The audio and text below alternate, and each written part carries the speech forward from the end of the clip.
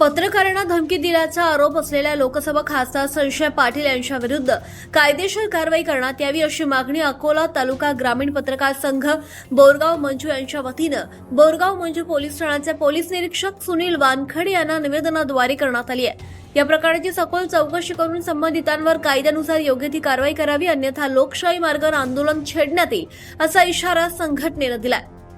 निवेदनात म्हटलंय की लोकसभा खासदार संजय पाटील यांनी पत्रकारांबाबत केलेल्या कथित धमकीजनक वक्तव्याची माहिती विविध माध्यमातून समोर आली आहे। पत्रकारांना अशा प्रकारे धमकावणं हे लोकशाहीच्या चौथ्या स्तंभावर थेट आघात आहे, अभिव्यक्ती स्वातंत्र्याला बाधा आणणारे कृत्य असल्याचं संघटनेचं म्हणणं आहे।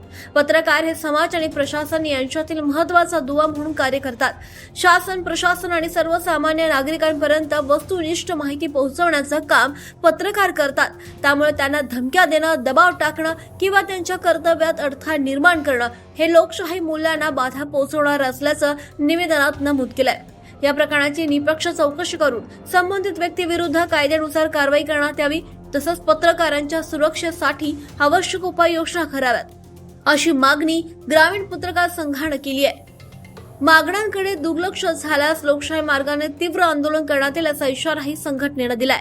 या निवेदनावर अकोला तालुका ग्रामीण पत्रकार संघाचे पदाधिकारी संजय भाऊ वानखडे, संजय तायडे, संतोष चक्र नारायण, मनीष तिवारी, संतोष गवई, रवींद्र ढवळे, आकाश डोंगरे, सुनील सावळकर, मुन्ना भाऊ वाडेवाले, ओशामा शहा, मोहम्मद शारिक, समाधान वानखडे, डॉक्टर राजकुमार वैराळे, संदीप सोनोने, पंकज शेंडे, विनोद ठोंबरे, दिनेश छबिले, सिद्धार्थ पाटील यांच्यासह ग्रामीण पत्रकार संघासह बोरगाव मंजू प्रेस क्लब पदाधिकारी उपस्थित होते।